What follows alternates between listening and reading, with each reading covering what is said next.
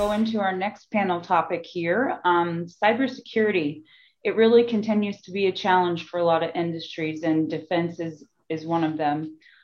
So without further ado, I'd like to go ahead and introduce to you Shannon Holbert. She's the CEO of Opus Interactive, which she leads a complex hybrid cloud provider.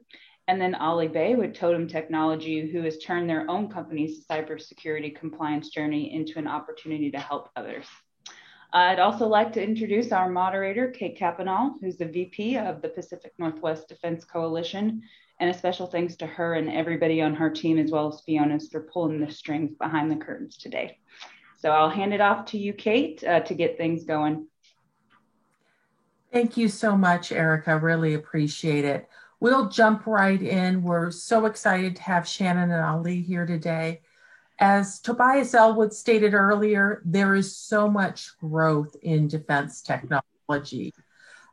You both saw this opportunity early on, and I wanted to have you briefly share how your own businesses support this increased need for cybersecurity. Shannon, I know knowing where your data is especially difficult in this time of COVID. Can you share how your company helps with that? Sure. Actually, I am some slides. Yeah, I think I'm the only person that has some slides. So I think that as we're starting out, it's just really interesting to see how much data has grown this past year and just year over year, right? So every 60 seconds, this is just a really cool graph that's out on the internet. Every 60 seconds, 555 DoorDash dinners are ordered, and consumers are spending $1 million online. Zoom, kind of where we are, is hosting 208,333 participants in meetings. So definitely data is continuing to grow. Next slide.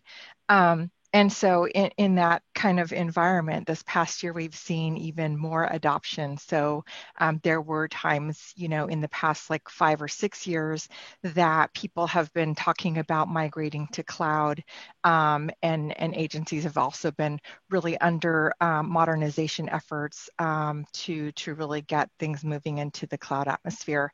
And then COVID came along, and it became that if you weren't cloud-based, then you got there really super fast because of the fact that it became really the only way that we were able to connect with each other and continue business as usual. So really understanding when it comes to where your data is really looking at kind of what is cloud. Cloud is really applications, platform, and infrastructure. Applications are really that thing that we're all kind of looking at, whether it's the online learning platform, retail sales, anything that's delivering that content, collaboration, communication. What's kind of behind the scenes is the platform and infrastructure portion of that. So platform being all of the identity information, the database information, the objects that you're storing for long-term, and accessing the infrastructure, which is the compute storage, and the network portion that's really kind of distributing that out. So those are all things cloud. And then you're kind of like also looking at monitoring and then how you're securing that, and then distributing that out in this area via, private cloud, public cloud, or hybrid cloud. Next slide.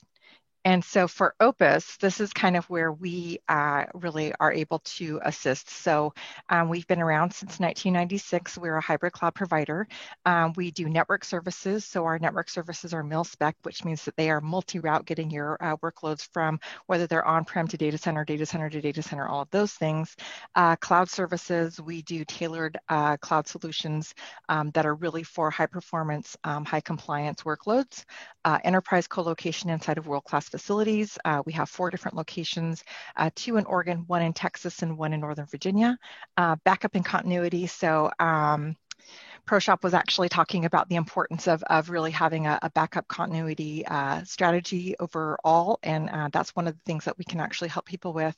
Hybrid cloud monitoring, so that's one where we've really continued to see demand in that grow, as especially this past year, because there are so many more endpoints that are coming online as people are working from home now, and really being able to really have that visibility of what's your ecosystem looking like as it's continuing to grow and grow.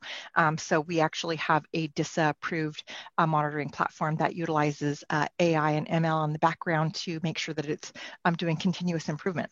So we do all of that with, and then I'll stop there for, and so that's really how Opus can help.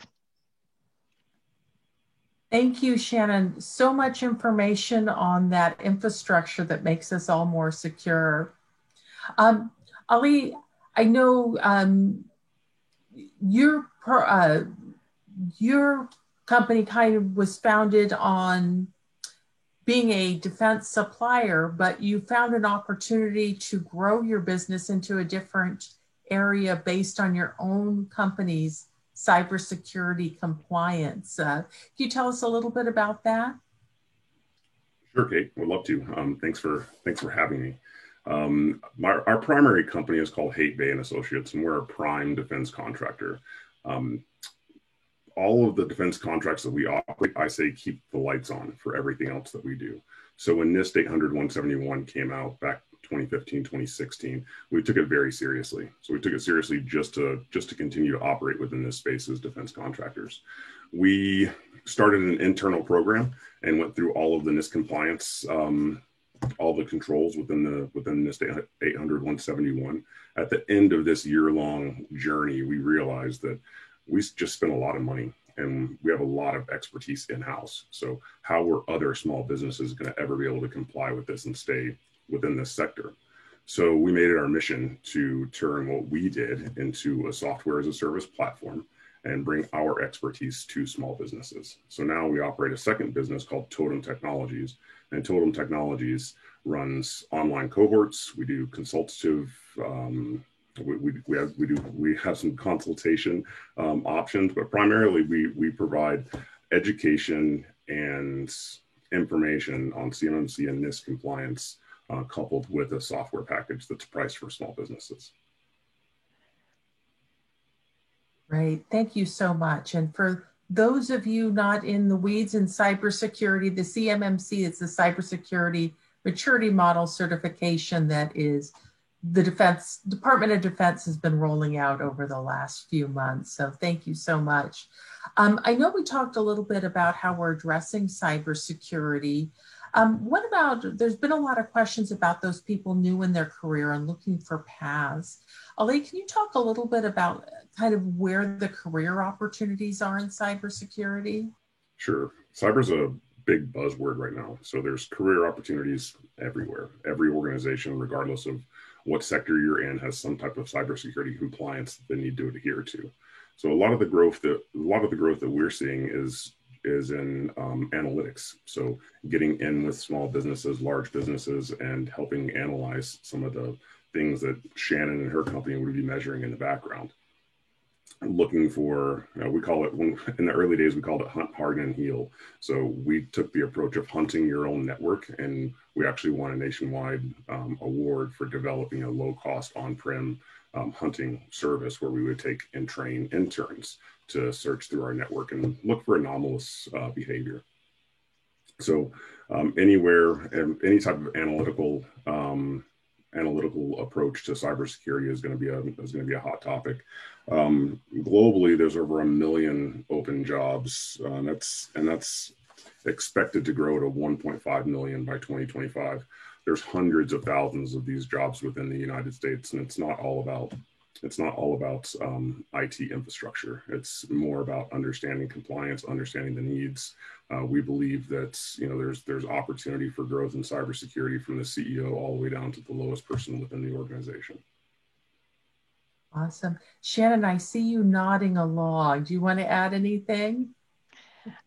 Sure. Yeah, I actually have the other 3 slides for women in technology. Just in general, I think that there's a lot of opportunities. So even kind of thinking back to those 60 seconds that are out there where data is continuing to grow, women in technology, there's a lot of opportunity right now. There's about 26% of jobs are held by women, and then women of color, that statistic goes, significantly lower with 6% Asian, 3% African American, 2% Hispanic. For me, this is just a topic that is very near and dear to me and what we advocate for as an organization. It's definitely one of the things that we are always trying to generate awareness for, because I'm personally a Native American. So we actually have so few women in tech that we don't even make the statistics. And then when it comes to leadership in general, just women in the tech sector are, there's a lot of opportunity for growth there. Next slide. And particularly right now, I just feel like, and I'm very thankful for PNDC having this conversation and the Leading Ladies organization, because right now, if you're just looking at in general what's happening with women across the board and the job loss, women are really, really taking a big hit across the board. Because of the fact that so many women are, caretakers, they're now, at home doing online education, but then also trying to continue work from home, but balancing many different tasks that they're kind of shouldering the burden on. It really has resulted in an astronomical number of jobs that have been lost by women, and the number of women that are actually returning to the workforce is diminishing. And so as we're talking about all of these jobs that we see that are coming online for the tech industry, for cybersecurity, for all of these areas of opportunity, it really becomes very important for women to have those male allies that are at the table really advocating for opening positions for women, for Lynn and her organization to really be out there advocating for women to be able to have those job training opportunities, and for STEM and people that are involved in STEM and STEAM to really be able to generate awareness and plant those seeds of early learning for girls that are out there, because girls that are in STEAM become women in tech, and it's just, across the board, there's a lot of opportunity. Janet, I love that quote.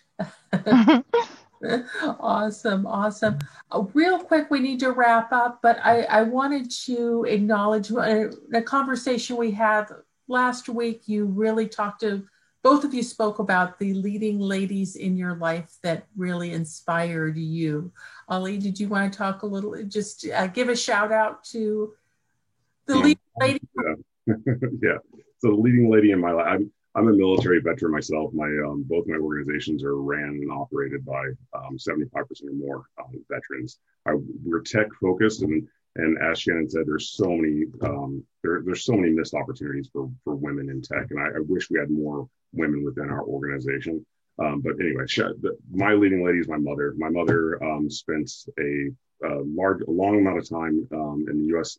Army, the U.S. Army Women Corps, and she was actually one of the first women to be accepted to put men through basic training. So back in the early 70s, my mother literally wore combat boots, and that made my military training, the early days of my military training, quite easy.